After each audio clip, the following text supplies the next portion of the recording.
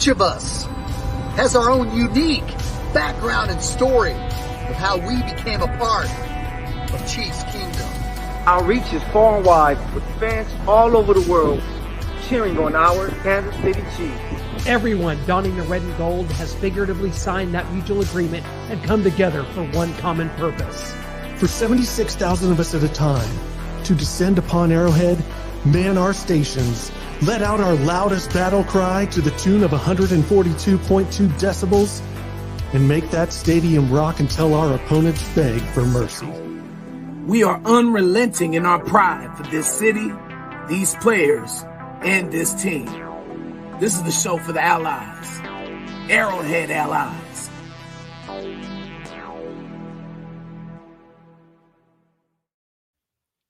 Once again, it is on. Chiefs Kingdom of all nation, creed, religion, background. We are here once again about to embark on another Super Bowl journey. Welcome to Arrowhead Allies, home of your 2023-24 AFC champion, Kansas City Chiefs. Yeah! Arrowhead Allies. Yeah, baby! This is our Back to the Bowl show, and we're going back to Frank Bowl only because Taylor Swift turned us down. Frank, you were our option number 2, and it's all good, baby. How are you? I feel great. I'm wondering where Tay-Tay is. I'm just going, what are you guys doing with this old man? We need some Tay-Tay in here. Come on. We sure tried, Frank. And Brian, hit us up. Let's go. Keep it rolling. Well, I mean, look, all year, I'm just kicking my feet up today, fellas. This is kind of like not a victory lap per se, but in the words of Nick Wright, never a doubt. Never a doubt here, baby. I told you all year, even with the receivers dropping passes, we're going to be fine. Even with Jawan Taylor getting a penalty every other play, we're going to be fine. The defense smothered the MVP, Lamar Jackson. And, fellas, I got a lot of thoughts about this defense and what they did tonight. I cannot wait to dive in. Amazing performance by Spags and the boys. Yeah, it was absolutely. I'm going to just jump in here because I don't know, when to do it or when not to. So I'm just going to do it. And then if I mess up, I can only say, well, I'm old. So just, leave me alone. Okay. But the Spags for the entire season, that defense has been absolutely incredible. Every time you think they may have reached a peak, they haven't. And I don't expect him to stop now. He's going to throw everything at Brock Purdy, young quarterback. Kyle Shanahan's a heck of a coach. That's a good football team. But I said before the AFC Championship game, I said whichever team wins the AFC Championship is going to win the Super Bowl. And the Chiefs won. And I very much believe that they will win the Super Bowl. In fact, I'll go one step further and say that the pressure is on the Kansas City Chiefs, not the San Francisco 49ers, because if Patrick Mahomes wants to continue to build that legacy, he wants to get one step closer to the Tom Brady 7 Super Bowl championships. So this would be number 3 for him. You're there. You got to take advantage of it. You got to do it. There's no telling how much longer Andy will coach, how much longer Travis Kelce will play. Chris Jones won't be here next year. So I'm just saying, you're there. Just grab the brass ring and go, man. Hey, Frank, last week we had Joe Theismann on our show, and 2 weeks ago we had Pat Mahomes Sr. on our show. So for the last 2 weeks, we have been talking about, like what you brought up, legacy, playoff legacy. I always felt, and I talked to Joe Theismann and Pat Mahomes Sr. about this the last couple of weeks, it expands your legacy by winning road playoff games. When you look at it in totality, Frank, how do you look at what Patrick Mahomes has done by winning these last 2 games in Buffalo and Baltimore? Well, I just think it just took that off of his shoulders, Well, we'll see what happens to him when he gets on the road in the playoff games. He just showed you he's 2-0. So, you can even the Tampa Bay Super Bowl was basically a road game because it was in Tampa Stadium against Tampa. But he has definitely he has definitely shrugged this off his shoulders to get rid of that lingering thing in the background. And he always he is always motivated, and he's always looking for something to motivate him. He doesn't need other people to motivate him, although if, the San Francisco 49ers between now and a week from Sunday want to chime in with something that's going to tick him off, well, then that's a different story. That's their problem. But he really doesn't need that. All he needs is his own motivation, and every little step he takes is motivation. The ultimate motivation, to win as many Super Bowls as he possibly can and try to track down Tom Brady. But I will tell you this. Let's think about this for a minute. We will go back when he is inducted into the Pro Football Hall of Fame. You'll go back and run down his stats, and you'll do this, that, and the other. The one thing that's going to come up mostly is how many Super Bowls did he win? Okay. Mm-hmm. And was he the greatest player of all time? And by that time, he may very well be the greatest player of all time because he's still a young player. But we're not going to remember exactly at that point. You guys might, because you're into the minutia, but you're not going to remember exactly how many road playoff games he won and exactly how many home playoff games he won. You're just going to know that he won playoff games and he won Super Bowls, and that's basically all that counts. And at the end of the day, Frank, I just believe that, like Michael Jordan, that's what made MJ so great. No one cared about how he did it. It was the fact that this guy came into the league, dominated the way he did, and we're seeing that very thing with Patrick Mahomes. And it's just amazing to see as a Chief fan, even here in Los Angeles, California. But Frank, we have to talk about a guy that my guys, Noah and Clint, have been destroying for a long, long time. Matter of fact, all of Chiefs Kingdom have been destroying for a long, long time. Have you ever seen a guy go from being hated on as much as we saw MVS to him being the guy who pretty much helped close out the Ravens, made 2 big-time catches versus the Buffalo Bills? Like, do you remember a time that Chiefs Kingdom said, we can't stand this guy, get rid of him, he's a bum, to now we love him, I hope he makes another big catch in the Super Bowl? Have you ever seen a player like that? Let's see. Kadarius Toney?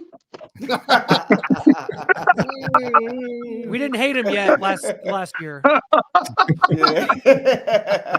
That's a tough one. You remember that guy? That guy, Kadarius Toney.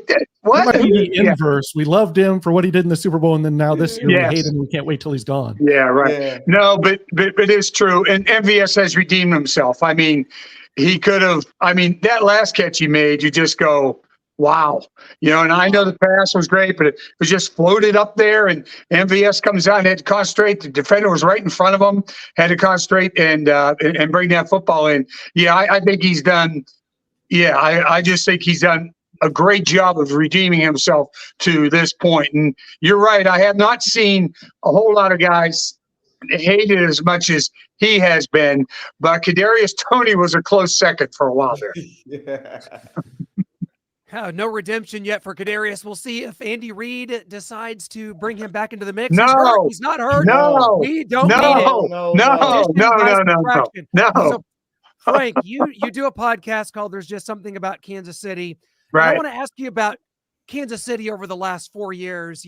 Because you think back to, in February of 2020, we're celebrating the city's first Super Bowl since 1970 to now.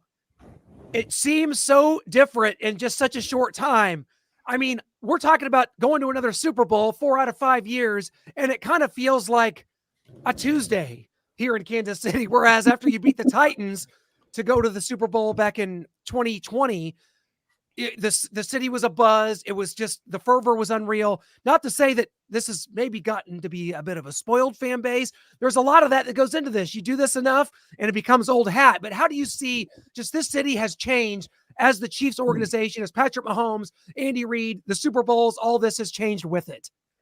Yeah, right. And it's not just the Kansas City Chiefs either. Remember 2014, the Royals won the American League Championship Series. They lose to San Francisco in the World Series, 7 games. Madison Bumgarner had to come out and be Superman in Game 7, and then they just turn it around. They chip on their shoulder. 2015, they just tore through the American League. There was no stopping that baseball team. They're going to win the World Series come hell or high water. They did do that. We had the parade in 15. Then all of a sudden, fast forward a little bit. They draft Patrick Mahomes. They trade up and trade up and pick Patrick Mahomes. A lot of people thought it was going to be Deshaun Watson. Can you imagine the nightmare in this city if the Cleveland Browns? If Houston had picked Patrick, or the Chiefs had picked Deshaun Watson, and Houston turned around and picked Patrick Mahomes, you just go, Blackledge. Oh my God. It would have been the Todd Blackledge, Dan Marino thing all over again. And we'd still be sitting here suffering. But Brett Veach was adamant about it. Somebody said he got up on his chair or stood on a table or something in the draft room and said, "This is our guy. Let's go get him." They went and they got him. And they absolutely have ridden the crest of that wave. A lot of people think, too, maybe he should have played that last year when Alex Smith was here, when Alex Smith was here for his final season. But I think everything just worked out perfectly. Yeah. I just think having Alex Smith there, tutoring Patrick Mahomes and how good he was with Patrick Mahomes, I think that could never be short-sighted as far as I'm concerned. That's the toughest thing for an older athlete to do, is try to mentor a younger athlete who he knows is going to take his place on that football team. So I hats off to Alex Smith, and of course everything he's done since that time, ever since he broke his leg so severely. But Patrick Mahomes has just been incredible, and I mean, don't get tired of it. Don't get too. I don't know. You could be great fan base for it, but just don't get tired of this situation, because this just doesn't happen. Just ask the New England Patriots. Right. I have to. Oh, go ahead, Noah. Go ahead, Brian. Yeah. Well, I wanted to jump in. I didn't mean to be rude, because my question was kind of sort of on the same trend as Clint's question. Like, Frank, you've been covering this team since the John Malkovich era in the early 80s. And you've seen a lot of empty locker rooms. You've been to a lot of empty and depressing press conferences where maybe it's just you and a couple of other reporters. And you even covered the team in the 2000s and 2010s during what I would like to say is the worst time in Chiefs history, from probably 2009 to 2012. Frank, and you lived in this city for a long time. From a sports writer or a sports journalist perspective, we've heard of the fans' perspective on what this means to Kansas City and what it means to us to constantly have a Super Bowl contender.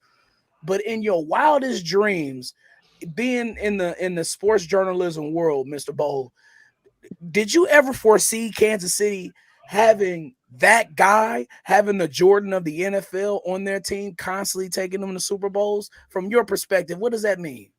You call me Mister again, I'm never going to answer another question, okay? So, yeah, no, I have, I'm only kidding. I've never seen anything like this. I never thought in my lifetime that I would still be covering sports and this was going to happen in Kansas City. I went through, I was here. Marv Levy was the head coach when I got here, was the Chiefs head coach, and they couldn't wait to get rid of Marv because, in those days, I don't think the general manager and for the president was Jack Stedman, the general manager was Jim Schaaf, and they just weren't football guys. Okay, and then they get rid of Marv Levy. I'm going, you know what? Marv Levy's a pretty good coach. And then he went 4 falls in Buffalo. We all know what happened. Didn't get over the hump, but he lost 4 straight Super Bowls. But the situation was, they drafted Todd Blackledge because they sort of liked his personality better. But I told John Malkovich, I did the John Malkovich show when he was here, and I told Coach, I said, hey, Coach, I'm not in the middle of this. I'm not a scout, but I know one thing. Dan Marino, I said, do not pass Dan Marino. Okay. And during that draft, there were questions about Dan Marino. Was he a good guy off the field? Well, was he injured? Was his shoulder hurt at one time or whatever? They're talking about all stuff that happened at Pitt. And Dan Marino just happened to go to my high school too, by the way. But the deal was, I told John, I said, hey, coach, I said, Dan Marino's a hell of a player. He's a hell of a kid. He's a Western Pennsylvania kid. He's tough. Look at all these other quarterbacks that have come out of Western Pennsylvania. I said, yeah, coach, he's a heck of a player. Next thing you know, they go and they drafted Todd Blackledge. And, of course, Dan Marino never got over the hump to win a Super Bowl.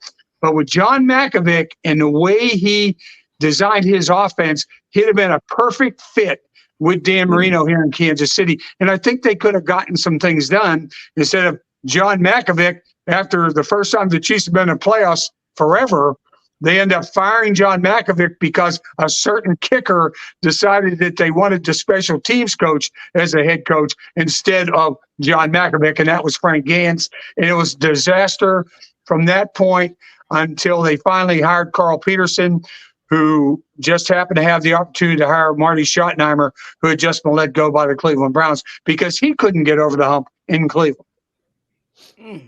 Absolutely. And we talked a little bit about legacy. And as you can see behind me, I've already got 2 Super Bowls here. I never thought that we would have one, Frank, here in Kansas City. I've got 2 trophies behind me. I don't have room on the shelf. So I know a lot of people are worried about me and trying to get me this 3rd Super Bowl trophy. I'm going to just calm everyone down and say, forget about Noah for 1 second, because I'm thinking about Patrick Mahomes and how important this is for him. And I want this for him worse than I do for myself. I'm thinking about his legacy, being the best quarterback ever, being better than Tom Brady. So talk about how important 3-1 is versus 2-2. Oh, I think it's really important. And no, whatever you do, if you get that 3rd trophy, don't put it behind your head. Okay. I won't be in the shot. The visual will be bad. So yeah, I think for Patrick's, I think Patrick Mahomes is a Hall of Fame quarterback already with everything he has accomplished. Okay. He really, God forbid if he went out and he had he got an injury and was never quite the same again or whatever, I think he is definitely still a Hall of Fame quarterback. There'd be no holding him out. But the important thing to remember is he wants the legacy, not just for himself, but for his teammates as well. He'll turn around and look at his individual accolades and, polish up the Super Bowl trophies and MVP awards and all that stuff later. His kids can talk to him about it and all that. But I really does want to win for his team. And I think that's what separates him from a lot of guys. He is so much into his teammates and, protecting their rear. You know what I mean? Just, standing back behind him. And whenever people are having issues, Travis Kelce's the same way. MVS is dropping footballs and Travis is over there putting his arm around him, Of course, he sticks his shoe up Kadarius Toney's shoe. But that's okay. That's the issue there. But the deal is, his legacy is going to stand here in Kansas City. There may never, by the time he's done, ever be another like him, not just here, but anywhere in the NFL. And I know everybody's going to say, well, Tom Brady was here and nobody thought that would ever be eclipsed.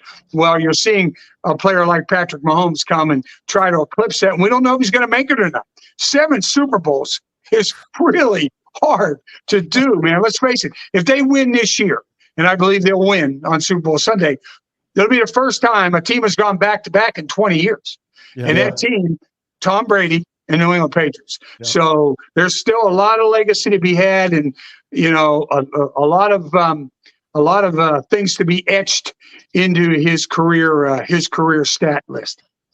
Excellent. Frank, when let's talk specifically about this Chiefs-Ravens game 2 days ago in Baltimore. The Chiefs came out, had 2 long touchdown drives. Of course, a beautiful touchdown pass to Kelce through that tight window in the front quarter of the end zone. And of course, the 9-minute drive that gave the Chiefs the lead 14-7 after Baltimore had tied it. When you look at that game even though the Chiefs were only up 17-7 in the second half, you felt, at least I felt, the Chiefs had it under control. They had this game under control. I felt like even though the Chiefs weren't scoring, they were doing enough. And Phil Simms even alluded to it after on post game that was the best game managing that he ever seen Patrick Mahomes take. During that second half, when it was going on, Frank, how did you feel? With the ebb and flow of how things were going, did you feel like the majority of us felt like the Chiefs had it under control? Yeah, and the only reason is because Baltimore never seemed to take advantage of the fact that their defense rose up. They really did some good things. They started to shut the Chiefs down. The Chiefs were smart enough to go, you know what? They're really playing a high-level defense right now. We can't make any mistakes. We can't throw an interception. We can't drop the ball on the ground. We can't commit any stupid penalties. And just, let's just play. Let's keep it in front of us. And it just looked, even in the first half, that Lamar Jackson wasn't really up to the task. And I think Steve Spagnuolo and the defensive coaches knew that. I don't think they told the players that. I think they told the players, hey, you're going to have to stay after this guy, whatever. But I just thought the way they approached having Lamar Jackson out there, I just don't think they believed Lamar Jackson was going to come back and beat them. And he did. But I will tell you, it was 17-7. And I think it was the first play of the fourth quarter when L'Jarius Sneed made maybe the play of the year for the Kansas City Chiefs when he knocked that ball away from Zay Flowers at the goal line when he extended. I mean, you think about that. Think about back on your athletic days in the split second that you have to see Zay going, trying to tackle him before he gets to the end zone. He reaches the ball and your whole mindset changes. And L'Jarius Sneed goes, boom.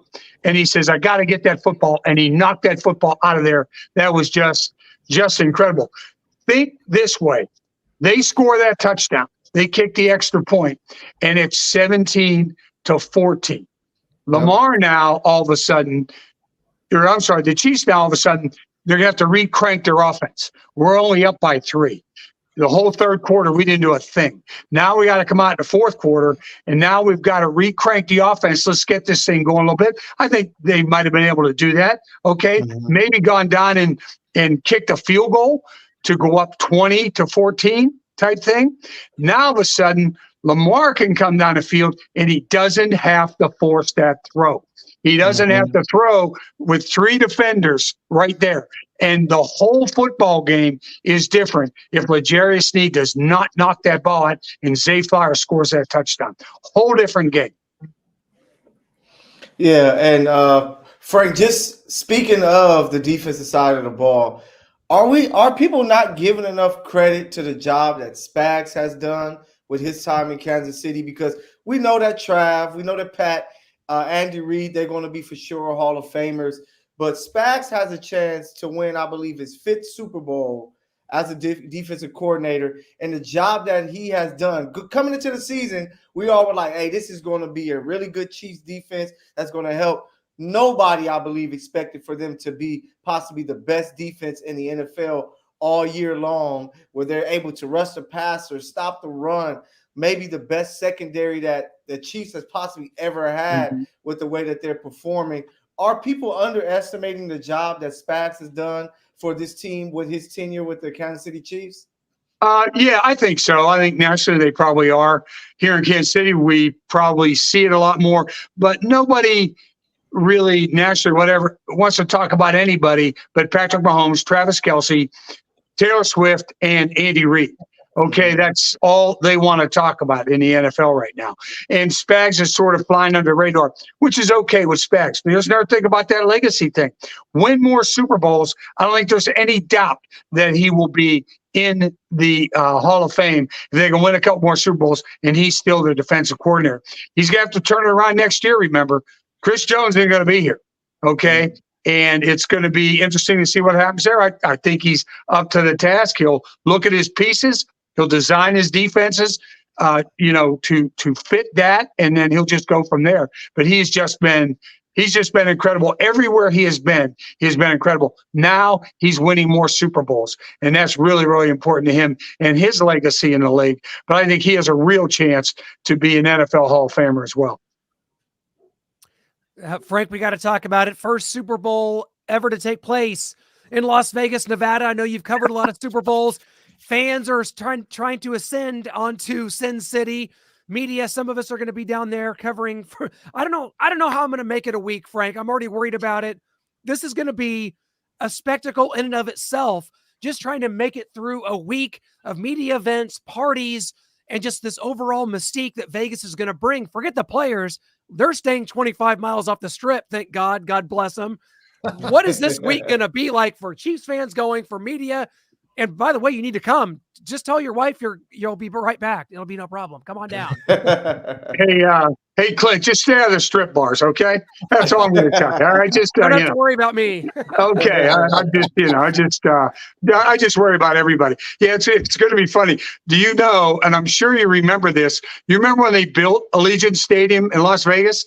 There was a Kansas City Chiefs fan on the construction crew, and he buried a Kansas City Chiefs flag inside the concrete at Allegiant Stadium in Las Vegas. Yeah. So don't worry about this Super Bowl. It's all taken. The flag is right beside Jimmy Hoffa. So don't worry about it. All right. It's right there. So yeah, I know that. It's crazy. It's just being there is going to be just insane. And the place is insane anyway. I've never really particularly liked Las Vegas.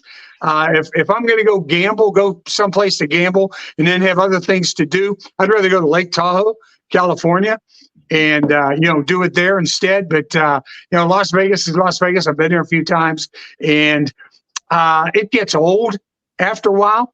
And Super Bowl week, it won't get old. Super Bowl week, there'll be so much to do. It'll be incredible. Yeah. Hey, shout out to Joshua Garcia and Haas for Buddy in the building. What's happening? I see you representing. Frank, we're going to look back on this team and be like, damn, they stopped Lamar Jackson in 2023. They stopped peak Lamar Jackson in his MVP year when everybody had him pinned into the Super Bowl. To put in perspective, Frank, what this defense is doing, what they've done this year, and like compared to the 69 Chiefs, who I think that's probably our best defense of all time, along with maybe the 95 Chiefs 97. Or the 97 Chiefs. Like, can you, I guess, kind of rank where you would put the 2023 Chiefs defense in perspective and what they've been able to do this year?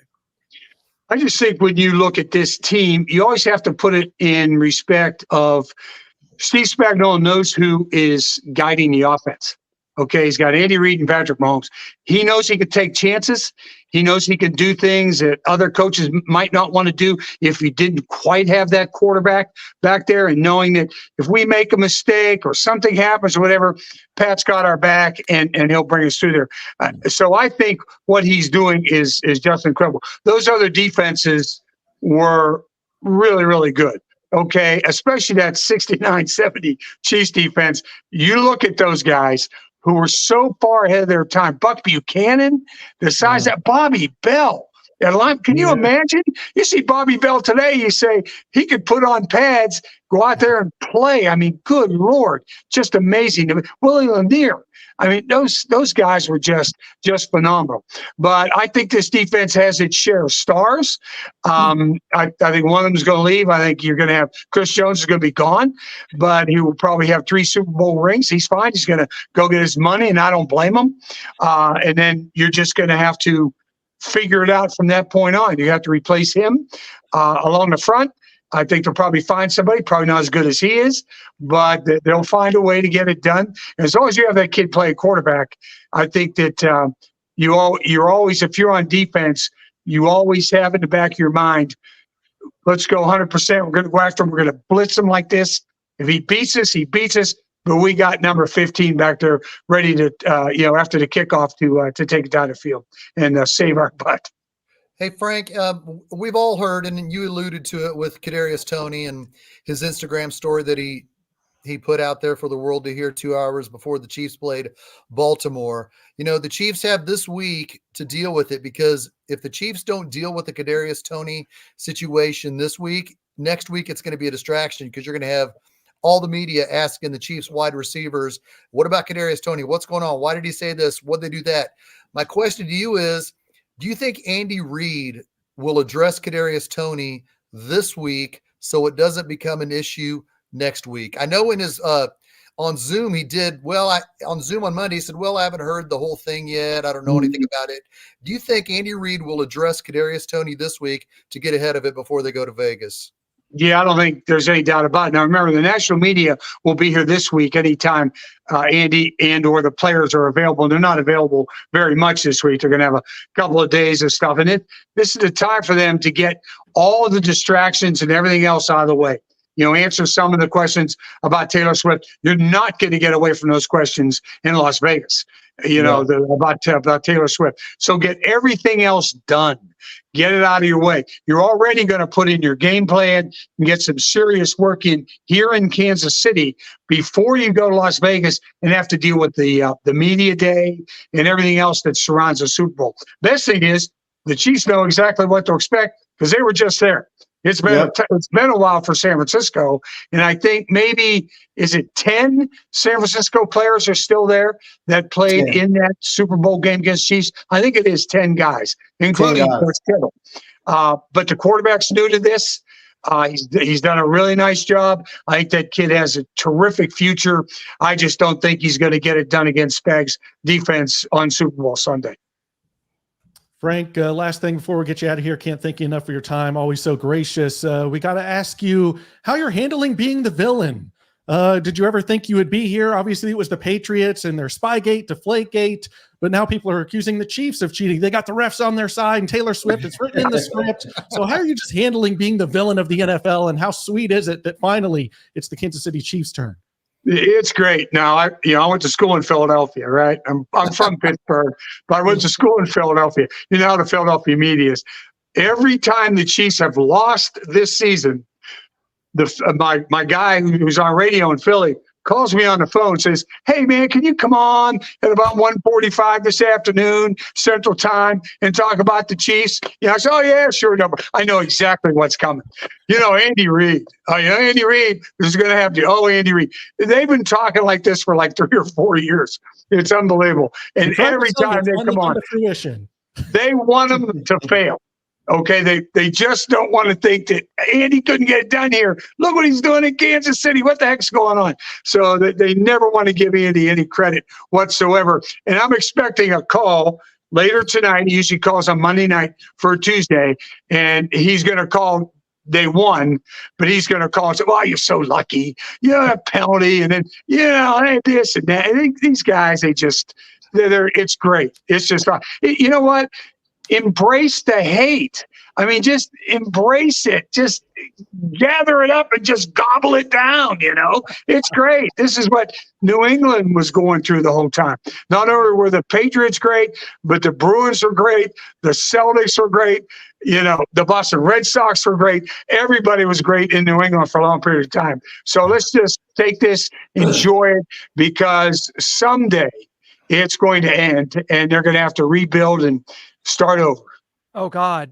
Hope that's a long time from now. I didn't want to have to deal with that yet, Frank. Yes, you are correct. Thank you so much. The Chiefs are going back to the Super Bowl. We went back to Frank Bowl here on Arrowhead Allies this week. Frank, thank you so much. Frank Bowl. Hey, KC.com. There's just something about Kansas City. Check out his podcast, something about KC.com.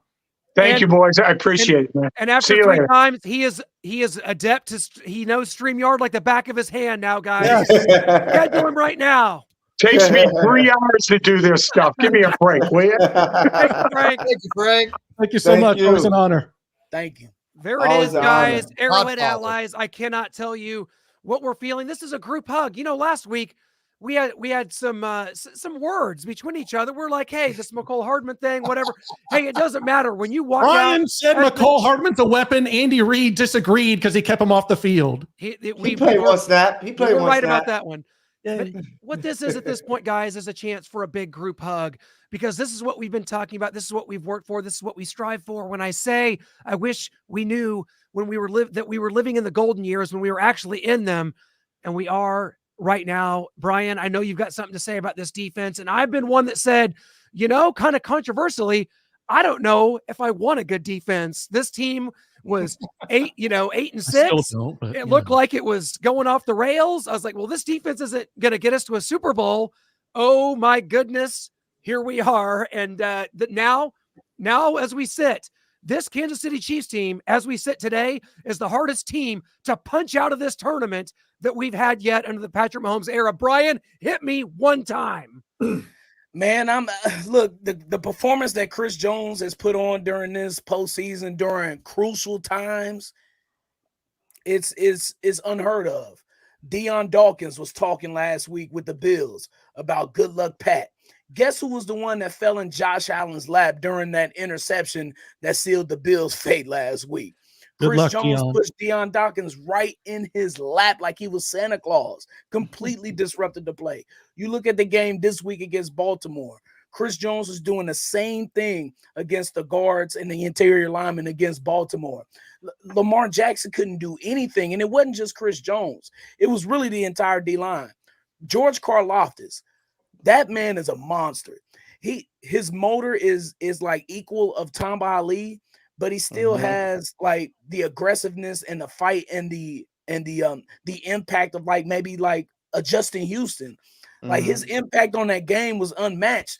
The defensive line to me and the linebackers, Drew Tranquil, we got to talk about him a little later for filling in for Willie Gay and doing what he did. I mean, like what Spags did was legendary against the Ravens on Sunday. Think about the one touchdown they got. It was supposed to be sack. Lamar Jackson being the MVP, he's a great player. He got out of it, threw a lollipop to Zay Flowers for an easy touchdown. Besides that, they didn't sniff the end zone. I mean, Zay Flowers had the fumble at the goal line with L'Jarius Sneed. But you look at the points allowed in the second half, and it's been going on for the last month and a half of the season. They've been smothering opponents every single week in the second half. I was at that Bengals game. That was the swag surfing game where Willie Gay told the DJ to play swag surfing. And guys, like ever since then, the defense has been so aggressive and key and making key stops in key situations. They know how to get off of the field.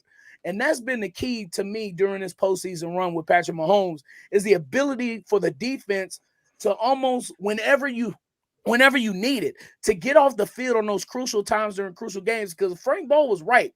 That game could have got real dicey if it was any other defense than what we have this year. So, look, Spags and the defense are just as important to this team this year as Patrick Mahomes and everything he brings to the offense. And Brian, can I talk about a guy that, you always give praise to and you always say it? In Veach, we trust, man. Veach knew exactly what he was doing when he was building this type of defense. And he said, hey, I got Andy Reid. I got 15. I want to put the right pieces around this defense so that Spags can shine the way that he needs to shine, because we're going to find a way to score points. What team is out there that's really lighting it up offensively like crazy? Nobody really. But if you have a guy like Patrick Mahomes and you give him a defense, this is the blueprint. This is how Tom Brady was able to get to 7 Super Bowls, because of a defense around him and then figuring out offensive pieces to help you score when needed. But the job that Veach has done, man, it has been a great, great job finding the talent, the right coaches around Andy Reid as well, making sure they have the discussion of like who should be guys that can help you on the offense, who can be guys that can help on the defense. I think that hopefully Veach can get his praise and the love that he deserves, because he drafted Karlaftis and made the move to get Trent McDuffie, and he drafted some of these late round picks who has become the players they become. He was the guy who said, let me go get this Charles Omenihu guy and have him come play on this D-line. Let me go and get Drew Tranquil, because I think that we need what he can do on defense. And that's why this team is close to getting its 3rd Super Bowl. And it's just an amazing job. So shout out to you, Veach. If my guys ain't going to show you love. Veach, I trust. Can we have a defensive drafting general manager and an offensive one? Because an offensive general manager, Brett Veach, I do not trust. But he got Pacheco. Okay. I'm glad you brought that up. Can I please have this thing? I'm glad you brought that up. Let's look at the draft class from 2020. All right. Okay, Clyde, fine. But you get Willie Gay, you get L'Jarius Sneed, and you get Mike Dana in that draft alone. I trust the defense. Let's go to 2021. You get Nick Bolton, you get Creed Humphrey, you get Noah Gray, who has been key this year, fellas. He's made some key. Are you serious right now? Creed, he said Creed. Noah Gray. But no, with the Chiefs are constantly in 12, 13 personnel. And then also in 21, you get Trey Smith. And then let's go to 2022, where the 2 first-round picks, where I know there was some pushback on the Chiefs getting George Karlaftis and Trent McDuffie both in the first round of last. But I'm saying and then Jalen Watson, Joshua Williams, and George. You look at this year's draft in 2023. Pacheco. In Veach we trust. You build this pick. thing through the draft. In Veach we trust, man. Yes, you have to trust Veach, because you could say, well, we need somebody to draft offense. If we don't have this defense that Veach drafted and put together with free agency, we're not in the Super Bowl, guys. We're not in the Super Bowl. George Pickens and DK Metcalf wish the Chiefs drafted them because they haven't sniffed a freaking NFC Championship game, let alone Isaiah a Super Pacheco, Bowl. 7th round pick. So this entire team that's put together, yes, like I said, and I've said all along, Veach deserves his criticism, but he also deserves his kudos, as Romeo Crennel calls it. He deserves his kudos. I like that word. Romeo Crennel.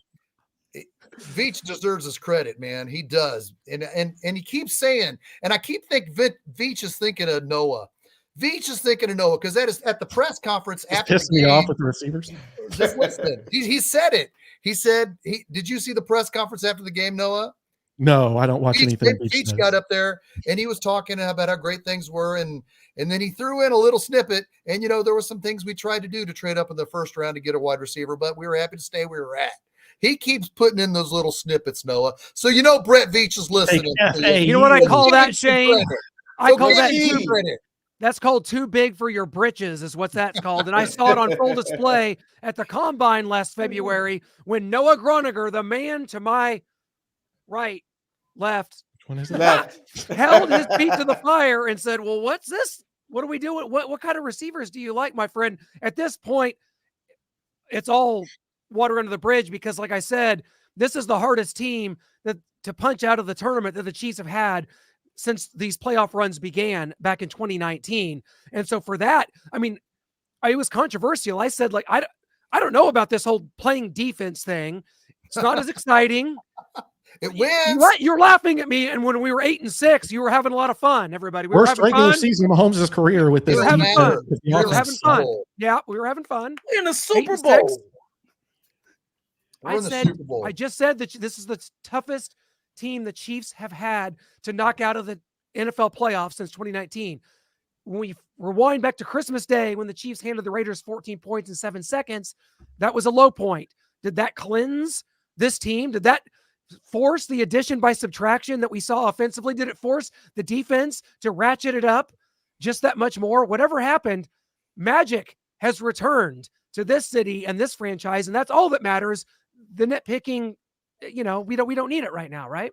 Brett Veach did say so. He did say the game on Christmas helped him have a come to Jesus moment, and they all looked at themselves in the mirror. I wish you guys would have saw that press conference. No, yeah, he said the players that game was like the wake up call to where it's like, hey, we can't do it like we used to do it. So we need to come together and find a new way to make this happen. And that's exactly what they've done. Like, they found any way to make it happen. Of course, we want to see them score 50 points and have those type of numbers. But at the end of the day, it's all about winning. Yes. Like I said, the Chiefs are now the Los Angeles Lakers of the NFL. Oh, everybody's going to hate you.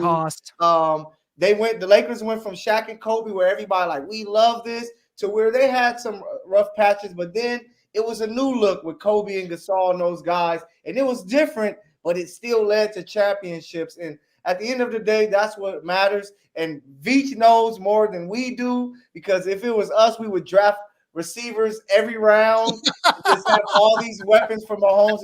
Michael, you're getting hot in here right now. But you have to build a team, and that's what I think they said. Right. With Tyreek and Sammy and those guys, we were known to be an offensive team, to where if our defense has a bad day, now we have to hope that Patrick is perfect. Now you can say, hey, even if Pat isn't perfect like we saw on Sunday, we're a complete team. We can play great defense. Our special team, our punter can get the ball to the one. Our kicker can make 57-yard field goal kicks. This is a complete football team, and I believe that it is the best fit around Patrick Mahomes because even he knows he doesn't have to force the ball and try to be Superman every play. He can go out there and say, all right, we're just going to take the yards, kick the ball, and let our defense be dominant, and we'll get the ball back. And it looks great so far. Speaking of kicking the ball, we've got Justin Tucker here trying to get under the skin. Patrick Mahomes and Travis Kelce found out. Got an idiot kicker out here ruining things for the Ravens before the game, like Mahomes and Kelce need any more fuel, and he's out here playing games and thinks it's all in good fun. Not so fast, my friend. You're going home 1-2-3 Cancun. Thanks, Justin Tucker. Yeah, man. So Baltimore really tried to set the tone with these shenanigans that they tried to pull. I'm pretty sure this was talked about in the locker room. I'm pretty sure that this was said maybe during practice this week. Oh, I'm just gonna be a jerk to Patrick Mahomes this week. I'm gonna be a nuisance. I'm gonna kick where he usually practices. Oh, a word. You're going to do the champs like that? We don't give a damn if we're in Baltimore, if we're in Washington, we're in Switzerland, Australia. You're not finna do that to us. Why? And why would you do this when knowing that we're looking for smoke? Did you see the way that Travis Kelce went and grabbed his helmet and his footballs and just threw them out of the way? Yeah. I don't know. Like y'all haven't, Michael. I'm pretty sure you've seen Baby Boy. I'm not sure if the other fellas have seen Baby Boy with the Oscar performance that Snoop Dogg had in that movie. But there's a scene in that movie. There's a scene where Tyrese's son has exactly. He got the fort. He built his little fort up in the front room because he wants to guard himself from Snoop Dogg. And Snoop Dogg, being the a-hole that he is, he says, "F your little fort." That's what Travis Kelce did. He went and stumped on their fort, moved their helmets out of the way. How dare you have the audacity? You're a kicker. We love kickers. Harrison Butker, he doesn't do any of these shenanigans. The real all-pro kicker, by the way, in the NFL. Justin Tucker, you seriously have the gonads to do this to us? Travis Kelce just got his stuff and moved it out of the way, and nobody wasn't finna do nothing. Nobody. Why? Because they know we looking for smoke. I don't know why they set themselves up for that. And then during the game, Travis Kelce, and this is where the championship DNA comes, things that analytics cannot analyze, things that numbers cannot quantify, is that the emotion of the game, the fact that these idiots were talking stuff to the champs after plays, trying to hit Patrick Mahomes in the face, trying to rough us up like we're going to fold under the pressure. Are you serious? We was down 10 points in the Super Bowl to the 49ers and the Eagles and won both of them. You're not going to intimidate us, and you're not going to punk us because we got championship DNA in Kansas City, Missouri. Ryan. Golly. That was Nick amazing. Lowry gave us some insight on that. He commented on my post about Justin Tucker, and he said, "I played almost 300 preseason, regular season games and playoff games. Not a single time did I try to warm up on the other team's side of the field, let alone a playoff game, let alone the championship game for the AFC. I don't know how he thought it was okay. I always knew it wasn't. And when Buddy Ryan came on our side of the field before the 94 divisional playoff game against the Houston Oilers with his hands atop his huge pot belly, all of us from Marcus Allen to Keith Cash to Joe Montana, Derek Thomas, and Dan Salimua, we all thought, what a joke. But Justin thought it was okay to come on our end, and it wasn't our 40-yard line. It was actually right down on our end zone side. I just don't understand it." Yeah, it was some gamesmanship. You saw what they threw out. Before the game, I can't remember the player number 10 for the Ravens who was all there in the face of the Chiefs DBs, and he ended up hitting Josh Williams. I love it because they know that they needed that boost. When you're going against the big dogs, you have to try to bring out everything that you have, and it's just you can't poke the bear, and they did exactly that. Now you give not only Mahomes more added motivation and Kelce, now you give all these defensive players who are like, damn it, we want to shut them up. We're tired of hearing people talking about Lamar is better than our quarterback. We're tired of hearing about we can't stop the run. We're going to come out there and dominate.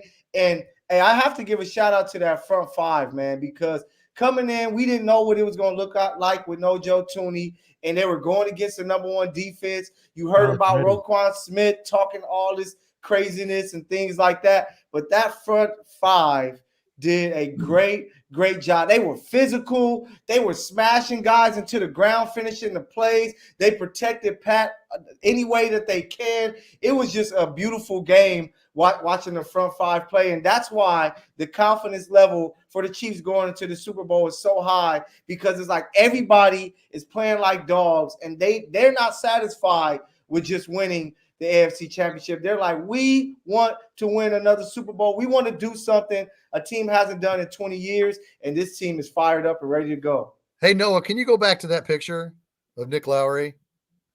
I can try. You know that There you go. That's Nick Wright with him. Nick Wright. He's been the sideline guy for the Chiefs since like 1988. Alex Wright. Alex Wright.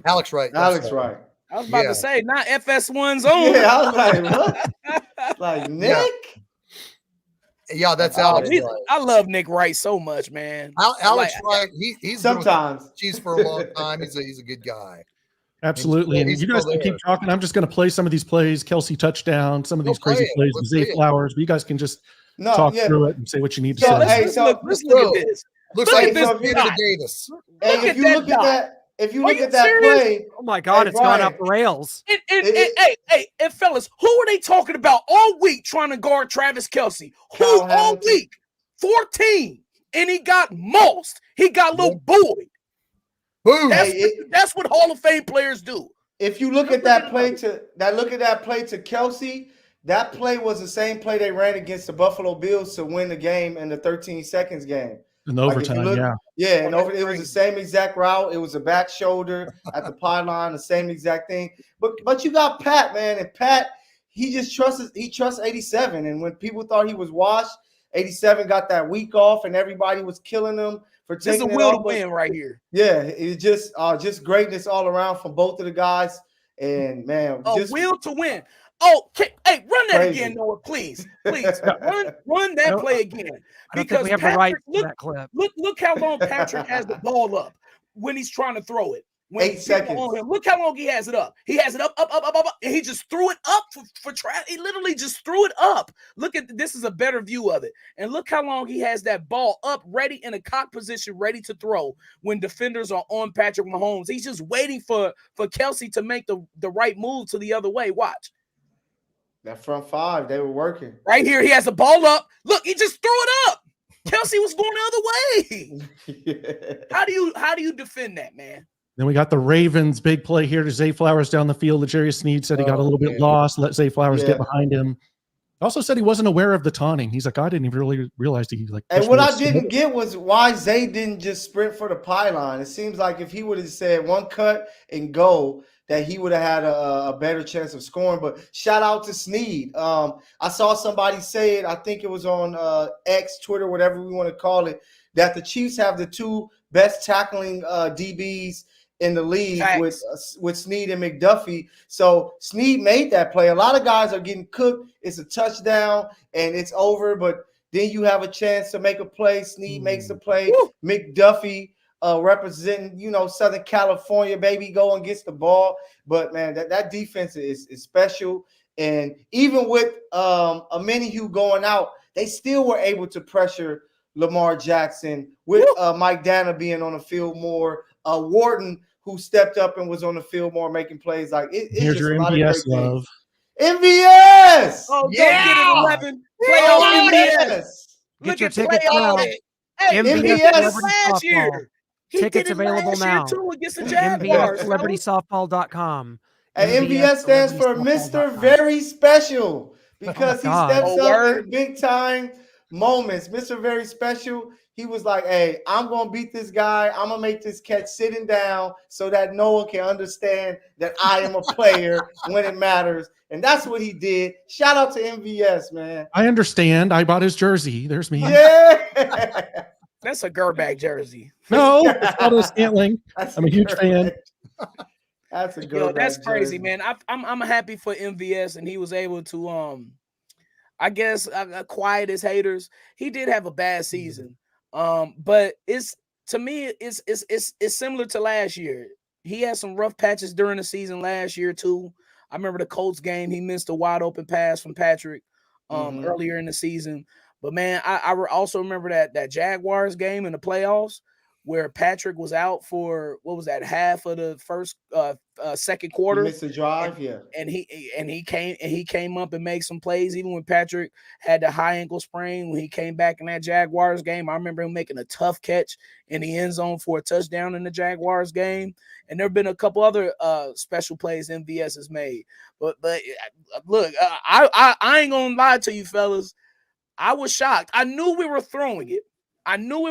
Because the previous two plays, we were running the ball just to burn their timeouts, the two remaining timeouts that Baltimore had. And I knew that the only way we were going to get a first down, because they were playing man, because they were trying to stop the run, was for us to get a play action of some sort, or have some type of deep throw or something on that third down. Because look, it was 17-10. It was a little dicey at that point. And I didn't want to give Lamar Jackson the ball back with $150 left or whatever, how much time was left. And so I was shocked. That was the most shocking part of the game to me, that it was 11. I was screaming, please be Kelsey, please be Kelsey. Then I saw it was 11. I was like, came down with that ball.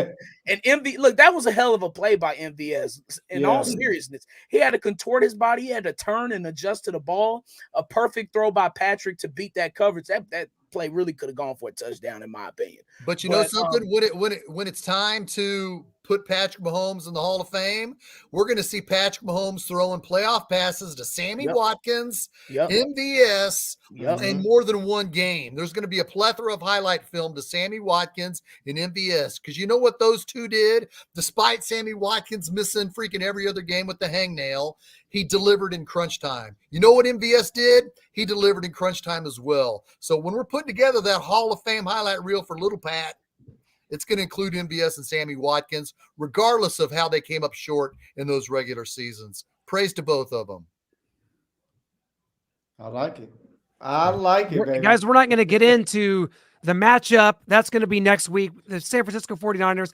It's a rematch, a Super Bowl 54. And Brian, I thought of you because I don't know how I feel about the Chiefs are the home team in this game, which means we're running it back with the same uniforms as Super Bowl 54. I kind of and by the way, I think the team wearing solid colors is only 3-17 in the solid colors over the last 20 years, including the Chiefs over the Niners. I kind of thought the Chiefs might go throw a curveball and they're the home team and do something else. I don't know. The same uniforms. I'm not feeling it. I'm not feeling those uniforms on the field together again, but you do it. Oh, you're kidding me right now. Oh, you're kidding me, Clint. You got to go to red. The Chiefs today put out a picture of what the jerseys are going to look like. It's beautiful. And the purple 58 logo, it's so beautiful. It pops out so good on the red. But the thing that concerns me about the uniforms, and this might be a little silly, we are patched up. Yeah, Patrick Mahomes, like we look it's like we got college jerseys on now. Like Patrick Mahomes jersey, like everybody's jersey isn't going to have a captain patch, but Patrick Mahomes jersey right here, of course, the beautiful Lamar Hunt logo, and the Norma K Hunt logo was over here, but they had to move it over here to on Patrick's jersey because you got the captain patch and the Super Bowl patch. So there's 4 patches. He patched up. Include the NFL logo. That could be a little mini patch. So it's like 5 patches going against the collar jersey of Patrick Mahomes. I love it. I think it looks good. Hey, and another thing. It does. The Pittsburgh Steelers were the team of the 1970s. They won 4 Super Bowls. They beat the Dallas Cowboys in 1975 and the Dallas Cowboys in 1978, both in the same colors. This is the same thing. The Chiefs are going to beat the 49ers 4 years later in the same uniform because we are the team. This is our dynasty. It's our time. It's more about the Niners. Like, could the Niners at least do like the weird 94 3D numbers? Sucked. Those were terrible. Oh, I like that's those. On them. I kind of like them. They've worn that this year. Those. Could they commit to those? But I think in like the the Super Steve Bowl, Young jerseys. in the Super Bowl, you go with tradition. You do. You go regular schmegler in the Super Bowl. This is the grand game of them all. And the NFL is really like kind of traditional with that type of thing. I agree there 100%. Maybe we'll see the red pants. Just kidding. Of course not. That'd be ridiculous. Hell no. I think the Chiefs have the worst record in red on red. Do they break out some gold cans? No. No. We are not Ronald McDonald. Yeah, no way. We don't want to look like Iowa State. Don't want to look like Iowa State. That could confuse Brock Purdy. There it is. Yeah. Here's Amazing. Kelsey passing Jerry Rice for most receptions in the playoffs. And at the time I did this, it was 154. I think it's 156 now that he has. And there's Deion Sanders calling Travis Kelce him. He also went on to call Andy Reid coach him. So we got a lot of hymns out there. I think Patrick Mahomes is him. So I don't know how many hymns we can have out there, but apparently at least 3. It's amazing, man. That connection. Amazing. The connection that him and Pat has, like when you're watching, like, you know, the all 22 and things like that, you see how it shows that it was so beneficial that Travis Kelce at once played quarterback, because he's able to read the defense just as well as Pat. So he's able to, it's like right when the ball is hiked, he's looking and like, oh, this is what they're doing. Let me, instead of doing this route, I'm going to stop right here. And Pat is so good at finding 87 that, bam, the ball is delivered. That's like earlier in the year where Travis ran the wrong route because he saw the middle of the field was open. Pat finds him for the touchdown. It just shows how great of a mind that Travis Kelce has, because we all know that he's kind of lost a step a little bit, but that doesn't take away that he just knows how to run routes. He knows how to use his big body, and he knows how to find spots in the zones. And then Andy Reid and maybe Matt Nagy, that's helping him out, knows how to draw up stuff. And you could tell in this game, they said, hey, they want to talk about this Kyle Hamilton going one-on-one with Travis Kelce. We are going to see what they're really about. And they attacked it early and often to where the Ravens had to switch their whole defensive set. Like, man, we can't do that because he's about to have 20 catches, 200 yards, and 3 touchdowns. So they had to switch everything up. And that's why you saw them able to slow the Chiefs down a little bit. But, man, hell of a job with Pat and Trav, and hell of a job with Andy Reid coming up with the sets to get Travis Kelce open, especially with Rashee Rice stepping up and people having the Road Warriors. A couple more things before we get out of here. Yeah, look at this. I mean, that's Hawk and Animal. That's straight up old school Iron Man stuff. They doubted it. They said, oh, this team's got to go on the road. Well, yeah, there's the Road Warriors. Hit the music. What a rush it's been. Joe Montana beat the #1 defense in route to his 3rd Super Bowl win. Tom Brady beat the #1 defense en route to his 3rd Super Bowl win, and now Patrick Mahomes. Come on, Pat. #1 defense en route to hopefully what we're hoping is his 3rd Super Bowl. Hey, I got a question for all you guys. We were just running through. Yeah, question for all you guys. Clint, Noah, Shane, Brian.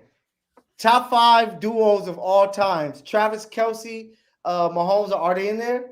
Yeah. I'm talking about all the sports. All the sports. Yes. Oh. Yes. I need some Matt time. Castle, to think Chris on Chambers. That's a loaded question. Matt Castle. Yeah. That's funny. Matt Castle, Dwayne Bowe, that combo. Just because Nice. Travis Kelce alone passed Jerry Rice, he is in that mix, Michael. Yeah. Yes. Because you have Brett- Shaq and Kobe, Jordan, Brett Saberhagen, Jim Sunberg. Really? Clinton, Noah. Yeah, of course. That. I can't. Kevin Napier and Scott Hall, Bill Kevin Roberts. Nash. You want me to name some random Royals? I don't know. You nailed it, Clint. But hey, Nailed it, Clint. that's something to think about. Is like they go and win the Super Bowl. Are they a top 5 duo of all time in sports? Yes. Which Wow. puts you in a crazy, group. Yes. Right. Michael Jordan and Luke Yes! Longley. I mean, there's a lot of them out there. You just Yes.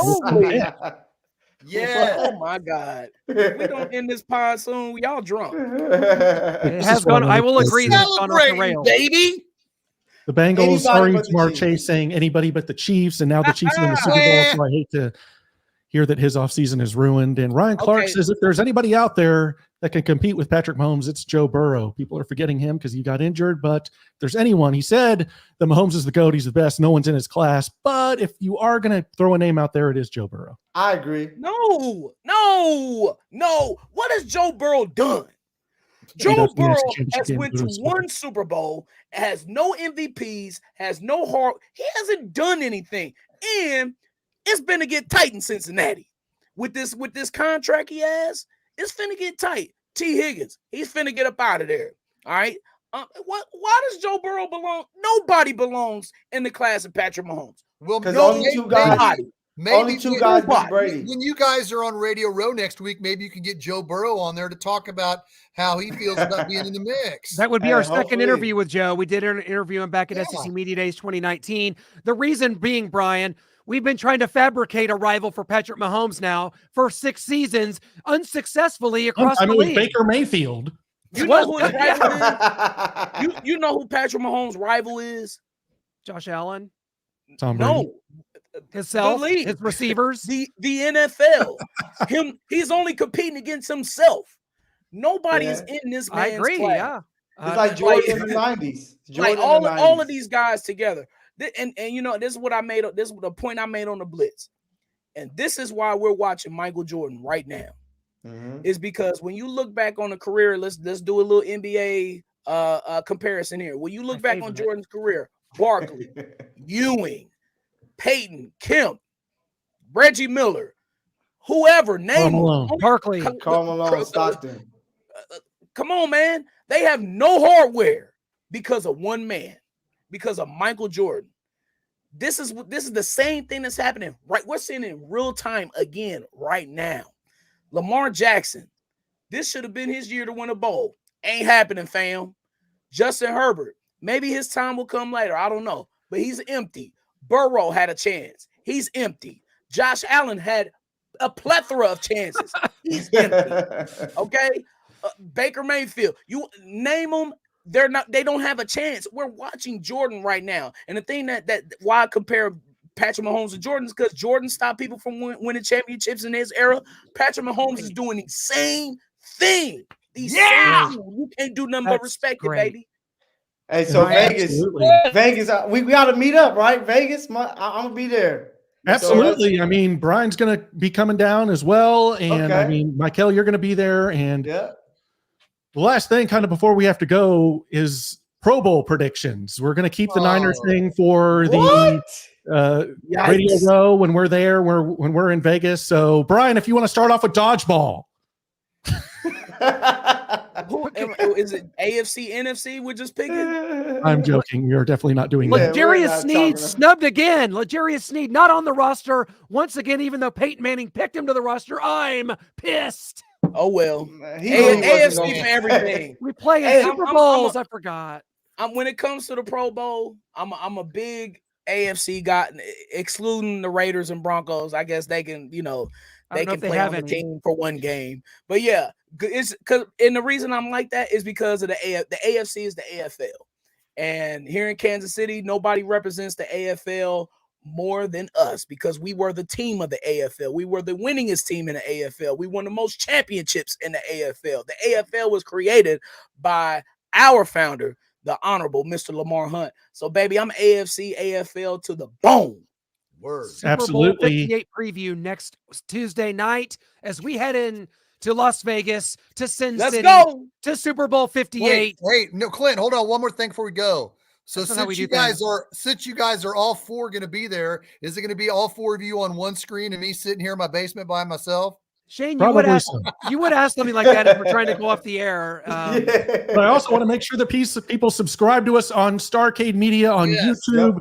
Whether you're on Shane's YouTube right now watching, Brian's Facebook, our Twitter, wherever you are, make sure that you go and subscribe to us on Starcade Media on our YouTube channel because we will be live from there. We'll have videos just posted that we record from there on opening night, the players' team hotels.